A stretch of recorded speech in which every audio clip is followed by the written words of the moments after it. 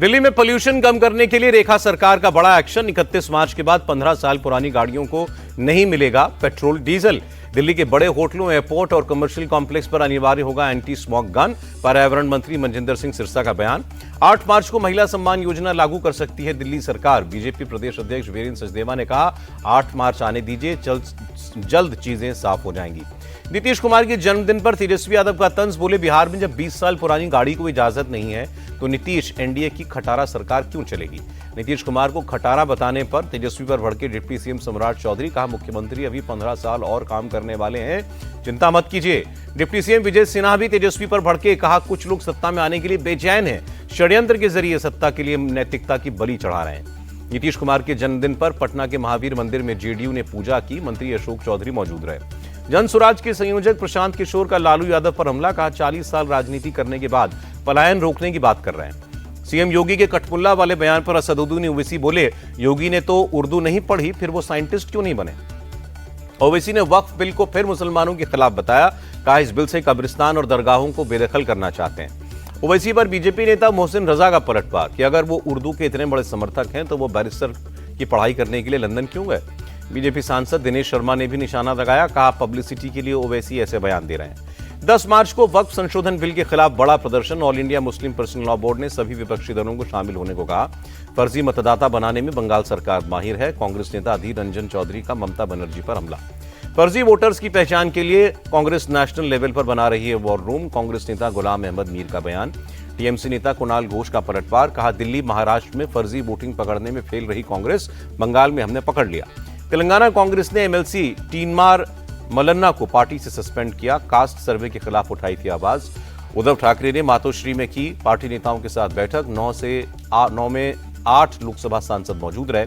बैठक में संगठन को मजबूत करने पर चर्चा हुई। शिवसेना यूबीटी के सांसद नागेश अष्टिकर का बयान। हम सभी उद्धव ठाकरे के साथ हैं, कहीं नहीं जाएंगे। बैठक के बाद बोले सांसद दीना पाटिल। पंजाब कांग्रेस बहुत मजबूत है, इसे चैनलाइज करने की जरूरत है। प्रभारी भूपेश बघेल का बयान। दिल्ली में एनएक्सटी कॉन्क्लेव 2025 में शामिल हुए प्रधानमंत्री मोदी। कहा, दुनिया भर में भारत का दबदबा बढ़ा, हमारे देश आने के लिए लोगों में उत्साह बढ़ा। प्रधानमंत्री मोदी का लुटियंस जमात और खान मार्केट गैंग पर हमला। बोले, अंग्रेजों के समय के दमनकारी कानून पर भी चुप थे, मैंने ऐसा कोई कानून बनाया होता तो मेरे बाल नोच लेते। प्रधानमंत्री मोदी ने साझी विरासत वाले बयान पर बोले कांग्रेस नेता तारिक अनवर, अच्छा होता प्रधानमंत्री पहले ही इन सब बातों को समझते और सबको साथ लेकर चलते।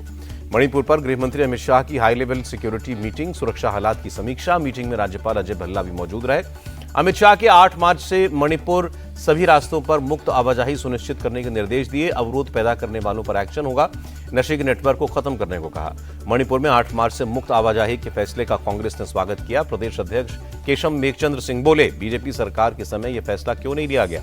महाराष्ट्र पुलिस कॉन्फ्रेंस में शामिल हुए सीएम फडणवीस। कहा, तीनों ने क्रिमिनल लॉज को लागू करने पर बात हुई। बैठक में महिला और बच्चों के खिलाफ होने वाली हिंसा को रोकने और किसी क्राइम के समय पर चार्जशीट दाखिल करने पर बात हुई। सीएम फडणवीस ने बताया, पंजाब में ड्रग्स के खिलाफ सख्त मान सरकार। सब कमेटी की पहली बैठक में बोले मंत्री हरपाल सिंह चीमा, नशे की चेन को तोड़ना जरूरी। पूर्व सीएम सरनजीत चन्नी का भगवंत मान सरकार पर हमला। कहा, पहले 3 साल पंजाब में नशे को पनपने दिया, अब उसे रोकने का नाटक कर रहे हैं। पंजाब सरकार के नशा मुक्त अभियान को कांग्रेस ने ड्रामा कहा। प्रताप सिंह बाजवा बोले, जब सीएम ही नशा फ्री नहीं होंगे तो प्रदेश कैसे ड्रग्स फ्री होगा। मुंबई में एक कॉलेज के समारोह में बोले उपराष्ट्रपति जगदीप धनखड़। कहा, हमारी जड़ें पूरी तरह सनातन से जुड़ी होनी चाहिए।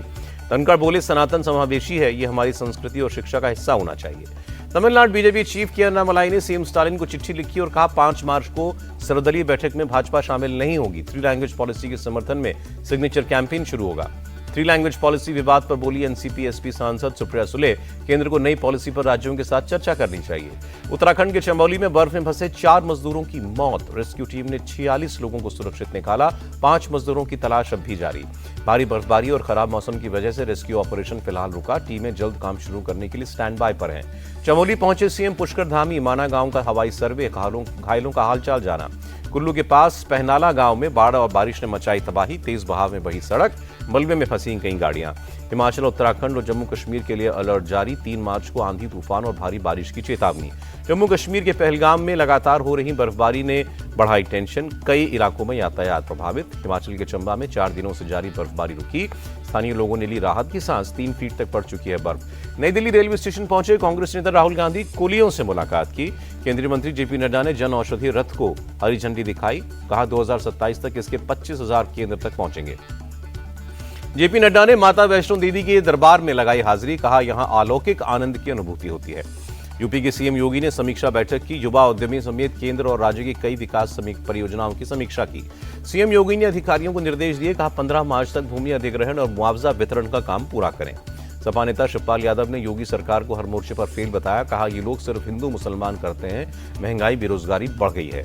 रमजान को लेकर संभल में प्रशासन पूरी तरह तैयार। एसपी कृष्णन कुमार बिश्नोई बोले सुरक्षा को लेकर पुख्ता इंतजाम है। शांति से गुजरेगा त्योहार। अल्पसंख्यक कल्याण राज्य मंत्री दानिश आजाद अंसारी की यूपी डीजीपी को चिट्ठी। रमजान में प्रमुख धार्मिक स्थलों पर पर्याप्त सुरक्षा व्यवस्था की मांग की। रमजान के मौके पर अयोध्या के बाजारों में रौनक। खरीदारी के लिए लोग उमड़े। रमजान की तैयारियों में जुटी जम्मू कश्मीर सरकार। उमर अब्दुल्ला बोले लोगों को हर मुमकिन और जरूरी सुविधाएं मुहैया कराना हमारी जिम्मेदारी। उमर अब्दुल्ला ने कहा हम जनता से किए सारे वादे पूरे करेंगे। यहां शैडो कैबिनेट की जरूरत नहीं है। उमर अब्दुल्ला के बयान पर एनसी नेता इमरान नबी डार ने समर्थन किया। कहा हम चाहते हैं कि शासन में दोहरी व्यवस्था और अराजकता खत्म हो। उमर अब्दुल्ला के बयान पर बीजेपी का पलटवार। अल्ताफ ठाकुर बोले मुख्यमंत्री लोगों का ध्यान भटका रहे हैं। प्रधानमंत्री के नेतृत्व में जेएनके में शांति स्थापित हुई है। जब तक जम्मू कश्मीर को राज्य का दर्जा नहीं मिल जाता तब तक दबाव का माहौल नहीं सुधरेगा। कांग्रेस प्रदेश अध्यक्ष तारिक हमीद कर्रा का बयान। 3 मार्च से शुरू होगा जम्मू कश्मीर विधानसभा का बजट सत्र। केंद्रीय मंत्री जितेंद्र सिंह बोले बीजेपी के विधायक पूरी तैयारी के साथ अपनी बात रखेंगे। जितेंद्र सिंह बोले प्रदेश में जहां भी विकास के काम नहीं होंगे उसको लेकर बीजेपी विधायक राज्य सरकार की जवाबदेही तय करेंगे। मध्य प्रदेश के किसानों को बड़ी सौगात। 15 मार्च से 2,600 रुपए प्रति क्विंटल पर होगी गेहूं की खरीद। देहरादून में जनजातीय महोत्सव में शामिल हुए उत्तराखंड के सीएम। कहा इस प्रोग्राम से जनजातीय परंपराओं को जिंदा रखने की कोशिश। हरियाणा के मुख्यमंत्री नायब सिंह सैनी का ऐलान। बारिश और ओलावृष्टि से किसानों को हुए नुकसान की भरपाई करेगी सरकार। भरतपुर में राजस्थान के सीएम भजन लाल ने की बैठक। अधिकारियों के साथ जिले के विकास कार्यों पर अपडेट लिया। मकोका केस में आप नेता नरेश बालियान को झटका। कोर्ट ने दिल्ली पुलिस को दिया जांच के लिए अतिरिक्त समय। जेएनयू की पूर्व स्टूडेंट शैला रशीद को बड़ी राहत। सूत्रों से खबर कोर्ट ने दिल्ली पुलिस को शैला पर दर्ज केस वापस लेने को कहा। शैला ने आर्मी पर लगाए थे आरोप। ब्लैकमेल कांड को लेकर अजमेर बंद। सड़क पर उतरे हिंदू संगठन। हिंदू लड़कियों को ब्लैकमेल करने वालों को फांसी देने की मांग। अब तक 13 आरोपी गिरफ्तार। अजमेर ब्लैकमेल कांड को प्रदर्शनकारियों की मांग। कहा योगी मॉडल से ही गुनहगारों में दहशत होगी। महाराष्ट्र के शनि शिंगणापुर मंदिर ट्रस्ट का बड़ा फैसला। शनिदेव का केवल ब्रांडेड तेल से ही किया जाएगा अभिषेक। बंगाल के जादवपुर यूनिवर्सिटी में छात्र संघ चुनाव की मांग को लेकर हंगामा। लेफ्ट समर्थक छात्रों ने प्रदेश के शिक्षा मंत्री की गाड़ी में तोड़फोड़ की।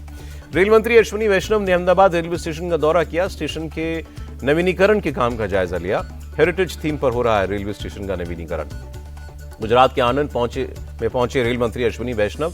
राष्ट्रीय हाई स्पीड रेल परियोजना स्थल का दौरा किया। कहा बुलेट ट्रेन का काम तेजी से चल रहा है। प्रयागराज महाकुंभ में दिखा पल्स कैंडी का टैंगी अंदाज। डीएस ग्रुप स्टॉल पर ग्रैब द पल्स खेल बना आकर्षण और मनोरंजन का केंद्र। डीएस ग्रुप ने एआई वीडियो से महाकुंभ का इतिहास दिखाया। पल्स नौका और सस्टेनेबल कैरी बैग ने महाकुंभ दर्शन में श्रद्धालुओं की सहूलियत बढ़ाई। पल्स कलश में पावन संगम जल भरकर अपने साथ ले गए श्रद्धालु। प्रयागराज के चकिया में माफिया अतीक अहमद के कार्यालय में आग लग गई। आग लगने के कारणों का पता लगा रही है पुलिस। उमेश पाल शूटआउट के बाद अतीक के इसी कार्यालय से लाखों रुपए और हथियार बरामद हुए थे।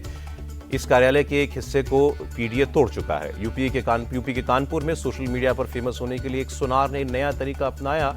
उसकी आईडी को फॉलो, शेयर और कमेंट करने पर सोने की कील का ऑफर किया।